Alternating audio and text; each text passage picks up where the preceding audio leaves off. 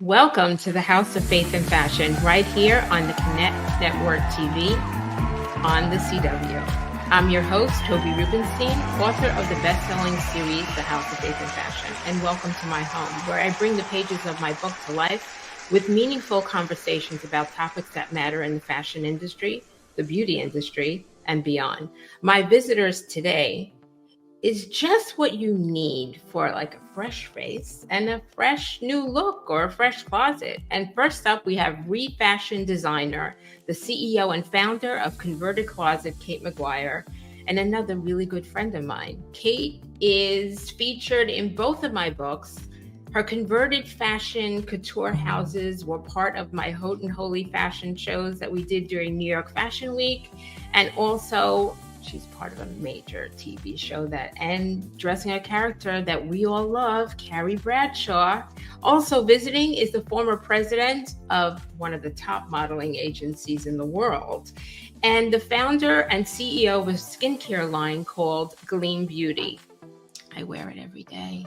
What's important to mention about my two guests is that they both promote sustainable fashion and beauty without sacrificing any luxury. Which brings me to my hallelujah fashion moment today. Waste not, want not. Down with disposable fashion, up with upcycling. When I say disposable fashion, I'm referring to all the fast fashion and ultra fast fashion companies out there like Shein and Temu. These brands are destroying the industry with their low quality textiles, their cheap prices, and what's worse, their negative impact on the world and our environment. Through clothes, through footwear, through household textiles, they're responsible for a lot of pollution and greenhouse emissions. Bravo to the French lawmakers that are putting extra heavy taxes on disposable fashion. Bravo to people like the success of The Real, shopping consignment stores, and walking back into your closet. Look, I'm not saying I'm not guilty of shopping at Zara. I love Zara. I love H&M.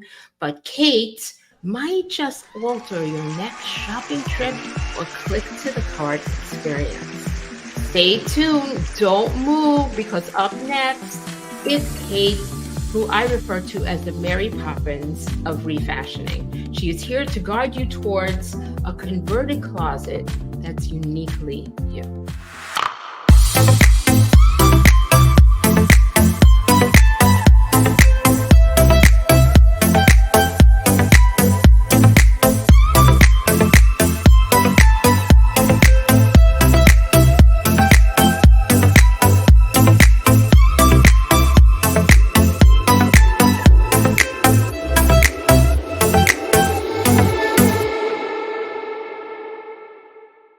Hi, everybody. I'm Fern Malice. I was the creator of New York Fashion Week, and now I have a consulting business. And I'm also the author of Fashion Icons by Fern Malice. And I have books 1 and 2, which are fabulous, full of great interviews. You can buy the book set at Nordstrom or buy the books independently at Amazon or other great booksellers. You can follow me on Instagram and find out more about my events and everything I'm doing. It's at Fern Malice. And I'm happy to be here on the Connect Network TV.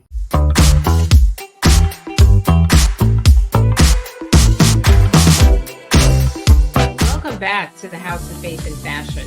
We often wear filters and other methods on all of our photographs and makeup on our skin, and we try and enhance what we already have. So why not do that with your wardrobe? Why not do that with your closet? Meaning, enhance what's already in the closet. So get ready to revamp your wardrobe with the best in the business. Visiting me now is activist and refashion designer extraordinaire, according to Vogue. Please welcome the CEO of Converted Closet, Kate McGuire. Good to see you, Kate. Hello, Toby. Hello, darling. We talk all the time, so I need the audiences to know that, we talk all the time anyway. So now I get to talk to you on camera, as opposed to just having a normal conversation over the phone. But look at what I'm wearing. I'm wearing Converted Closet. You know what I found? So kind to send to me with my wonderful pink chofa earrings, but it's going to, I don't even know what to say. This is like Barbie gone converted. they need to do a converted closet Barbie. Oh, That's the next thing we should work on, right? I could have costumed that entire film.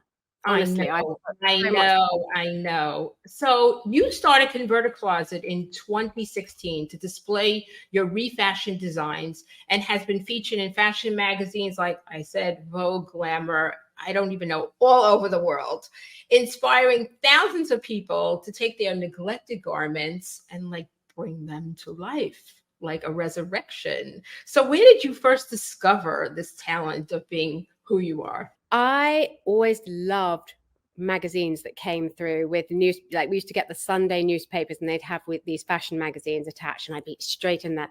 And I just always loved the editorial pieces. And of course, the clothes that they choose are slightly out there, aren't they? I mean, they want to be dramatic and you see a lot of runway. And I just thought, oh, I'm not seeing runway in my local shops.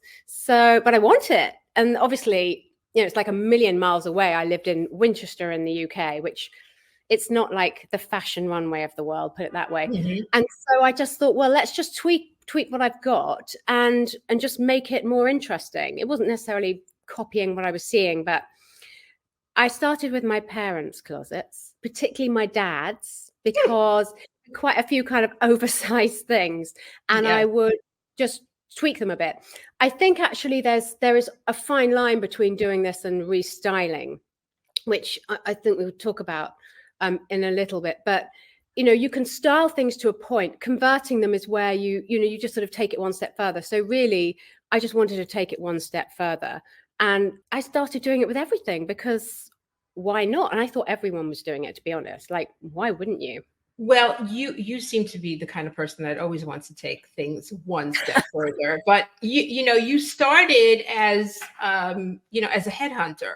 How did you transition into taking this on as a career? That's interesting, isn't it? I actually met my husband at JP Morgan. Well, then maybe that's it, because you had to, maybe that's what God planned for you. You couldn't meet your husband in a closet. At JP Morgan, the corporate finance floors serve as a fantastic runway, right? I've got a massive room. You got to walk up and down.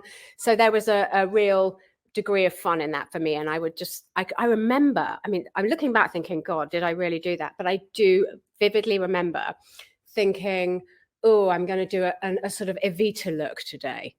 And I'd sort of scrape my hair back out of a bun and have a dark lip and I remember wearing leopard skin pony shoes. And, it was on the right side of corporate. I was wearing a suit. It would be immaculate, but there'd be a sort of drama to it. Right. You push the envelope of corporate just a little bit to get noticed. And I totally understand that. I get it.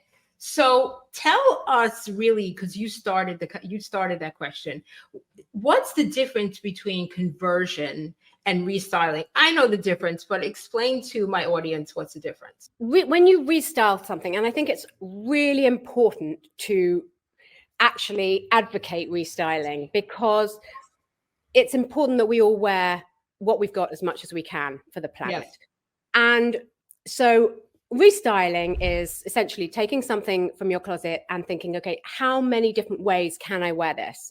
And just to give a little bit of a tip, because I think tips are always fun, you would take the piece out of your closet and take a moment, like, okay, I'm going to take like 5 minutes and put it on, and then take other things out of your closet and try them on. Not when you're about to go out somewhere to get ready. Take a little bit of time, try it on back to front, that kind of thing. And wear it with things that you might not. Like put it underneath a dress if you can, things like that. So that's my way of restyling. It's not just, putting a belt on something.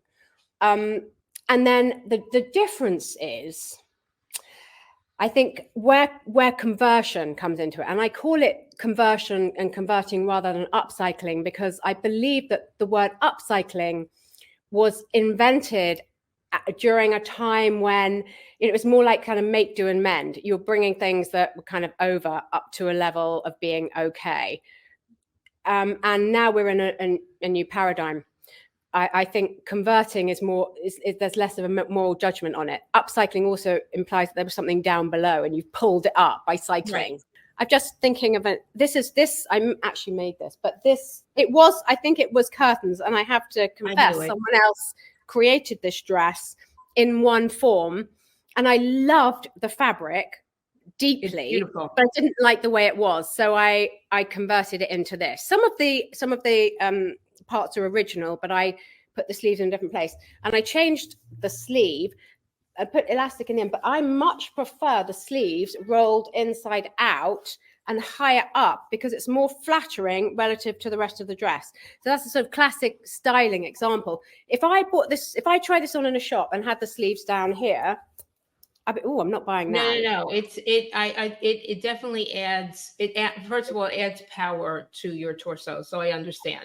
I'm going to lead you into the next question of speaking of global impacts. What makes closet conversions so sustainable? The green conversation, the sustainability conversation is quite a difficult one because it's not a particularly happy conversation. And I am all about uplifting. But I believe that there's actually a massive amount of feel good that's hidden in that whole movement that is actually ours to capitalize on. And so you can think, oh, it's going to be boring. I can't buy as much. I have to buy less. I have to wear more. Oh, I like new stuff.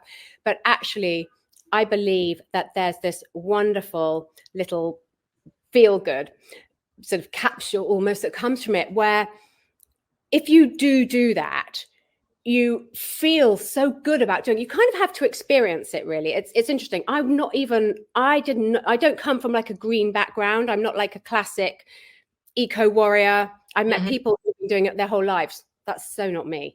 I came to it by accident.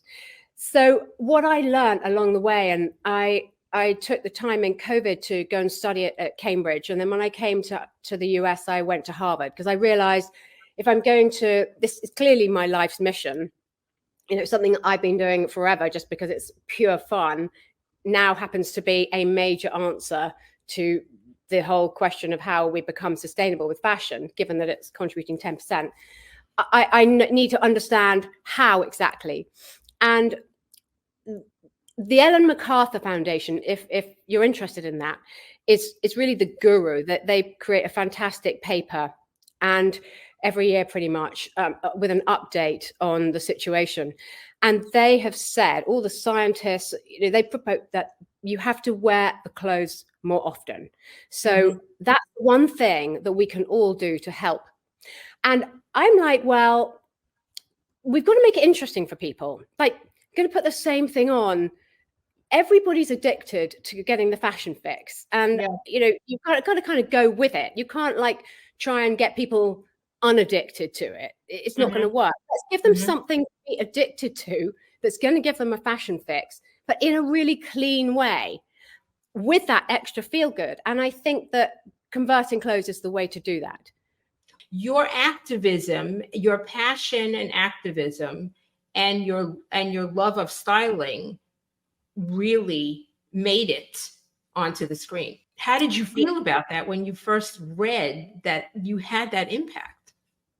Well, I feel like it's all part of a bigger mission. I feel like we all have a gift in some way, whatever. I really believe in following your bliss, and it's my bliss. And when I came to America, I moved here 4 years ago, I felt so liberated for the first time. I think it's a different environment in the UK, and in America, it really is the land of opportunity. And if people see something they like, or a person they like, or an energy, people respond to excitement here. And I'm really excited about this. So it felt like the right thing to do. And I didn't do anything on purpose. I'm holding a mission statement in my head all the time. And really, my heart of hearts, what I would like to do is I want people to understand how exciting it is to convert their clothes. Ultimately, I want to give them the skills to be able to do that for themselves, and the equipment and all of this, because it's so much more fun when you can take control of it yourself. So it's really, I want to sort of teach people to fish, really, rather than giving them clothes. And really, there's an even more spiritual reason for it. And I think, clothes are our second skin. And I think that there's this incredible joy that comes from connecting with yourself creatively. And it's so empowering. It's nothing like it. Like, you think you get a fashion fix when you walk into a shop and you come out with something new. I mean, it doesn't come close to this. So that's my greater mission.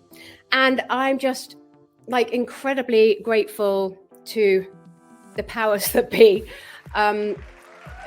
That was part of my journey. And I believe, it's an ongoing journey. Before you leave the House of Faith and Fashion, even though you're in both books and you can never actually leave the House of Faith and Fashion, here's your questions. How much faith do you need to be in business?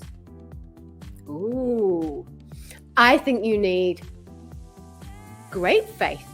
Yes. Because business is a roller coaster and it's going to go up and down. And in the challenging times, you need to have God. Right. I like your answer. So do you think your talents are God-given? Oh, completely. I mean, there's no doubt about it. I love how casual you don't even think about the answer. But here's the next question, girl. How do you think someone should dress for being in a house of worship? I think it's far more interesting to dress modestly, where you have to be clever about the way you present yourself, than to expose all your flesh. So I would say pile it on, wear as much as you can in a sophisticated way, and you'll nail it.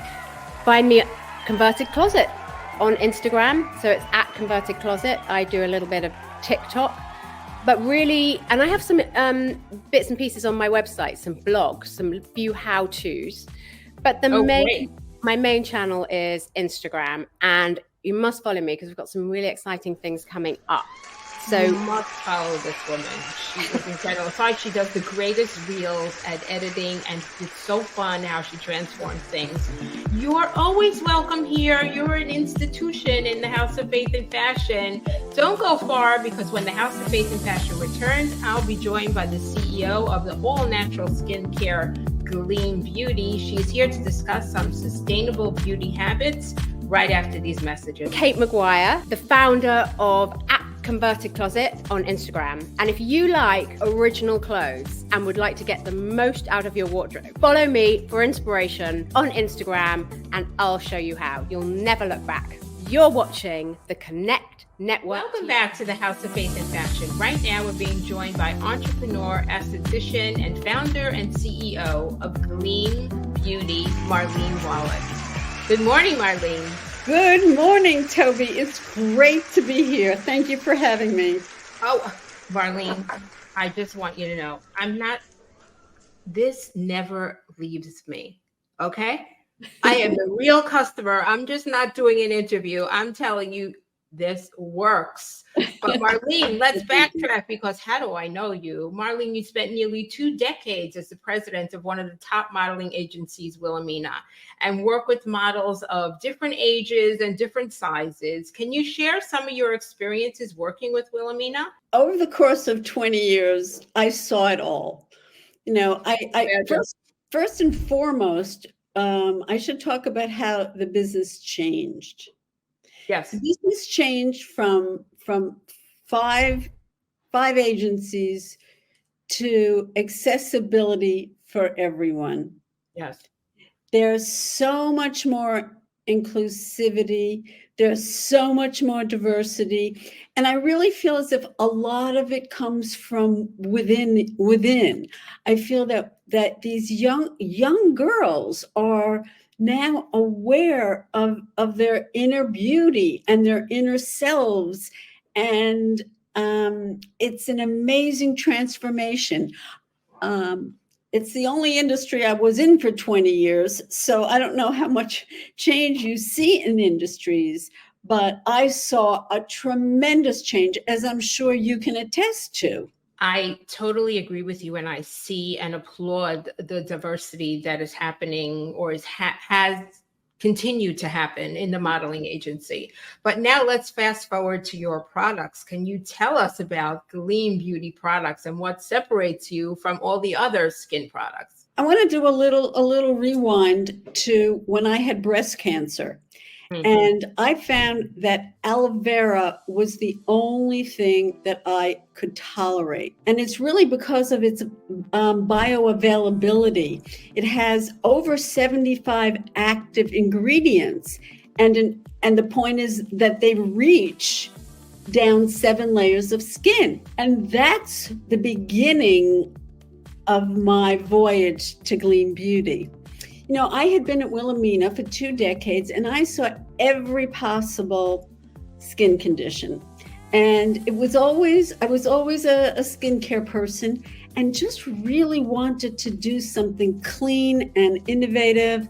And what sets us apart is the bioavailability of all the components of our skincare. You know, you're answering all the questions that I want to ask you, all within what you just said. But you know, that brings in the whole natural beauty and natural products as opposed to synthetic or chemical products. So this makes your skincare sustainable. And so why is that important to you? Well, sustainability goes all the way back to when I was a kid, and we used to separate, even, you know, way back in Bayside, we used to separate the newspapers and the bottles. So, and we called it recycling. So it was always part of the way I saw the world. And I made sustainability part of my business mission, and how I have followed through on that is by making my product in small batches in the United States. Wow. So batches meaning there's much less waste in the United States, means it just doesn't have to travel that far. Carbon, you know, all of the carbon footprint that travel creates. So I feel good about my sustainability goals. Well, that's fantastic. But can you break down for the audience how many different creams and what they do? Okay. Well, in order to make it easy, that was part of my goal, Toby, was people who are like yourself, who don't have one and done. Yes. And that name got to be there just because when I came up with the concept, I said, you know, it's just one and done. Because it's a moisturizer, because it's SPF 30, and because it's a primer, which is not only for priming makeup, but also for keeping all the environmental debris off. So because I was at Wilhelmina, where there were so many people with really naturally good skin, I saw that they didn't have a clue about where to start with skincare. So I wanted it to be very simple. You have a morning cream, which is amazing. It's not only moisture, it's not only a SPF moisturizer and primer, but it has a little bit of glycolic acid. It has zinc oxide, so that it's SPF 30, and it's like a miracle. Aloe vera is pharmacy in a drop because it has all these vitamins, it has minerals, it has enzymes, it has amino acids, and it has elements that you don't even have naturally in your skin. So starting with that as a base is amazing. Yes. It has Marlene's fairy dust in there also because it really, really works. But can you share with the audience also, you know, how you've been taken very, very seriously in the Breast Cancer Association with your product? Yes, because it's effective, but it is gentle. Many breast cancer survivors have followed my path and have become loyalists. I now have a partnership with Susan G. Komen. They're the ones who walk for the cure, and we walk for the cure, and we use Gleem Beauty because it's gentle and effective. I am going to be 70 in June. No work. Love work. This is what I look like. And you can too. Yes. And that's what is so brilliant about your products. One, they're easy and you don't get frustrated in the complications of Right. how many serums and what kind of things I could do, which Right. can make you a little crazy. Right. Secondly, it's all natural, which you feel better about because you're not really kind of polluting your own skin. And thirdly, what you're doing is you're allowing a cancer patient or somebody that's been through the process of healing even their cancer to restore their skin and actually feel beautiful in the process, which is not an easy feat to do. So you're really doing 3 really, really important things. Well, thank you. You're welcome. I'm telling it to you straight because really I can't be without these 2 grades. They're fantastic. And the fact that you have, SPF in them also, which makes, we have to also have, we have to protect ourselves from the sun. It's really, really important. Right. So, can you walk somebody through a healthy skincare routine?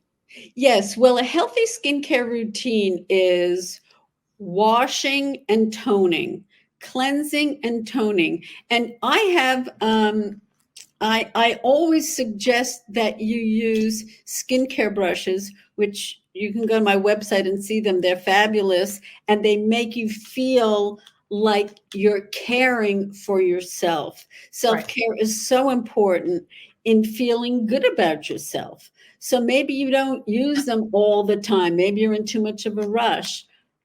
This is important. There's no excuse for not washing and putting some moisturizer on and you're out the door, which is how I came up with Moisture Around the Clock. It's simple.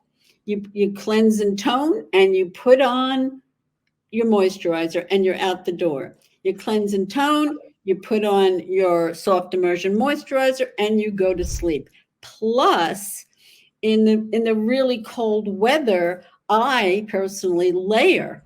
I first put on the soft immersion and then I put on the one and done. And you can do that also, for example, if you're involved in sports where, in the course of time, you need that moisture and that protection because moisturizing and hydrating is fundamental for every other skincare regimen that you do. And people get lazy, but there's no room for getting lazy. Think about it as your well-being. So I've got 3 rapid questions before you go. Yes. How much faith do you need to be in business? You need 100% faith. Like that 100% faith. Do you think that your talents were God-given? Partly. Okay, that's still partly the right answer. Partly. And please describe how you think a person should dress in a house of worship. As if they're going to see their spiritual leader. Good answer. Thank you again for visiting, Marlene. And listen, I suggest you don't go anywhere without these products. If you don't go anywhere without these products. It's been a pleasure having you on. Thank you so much. And see you again. Yes. Thanks a lot, Toby. Take care. And go to her website, look her up, her handle on Instagram. What's the website one more time? GleemBeauty.com. You're watching the Connect Network TV on the CW.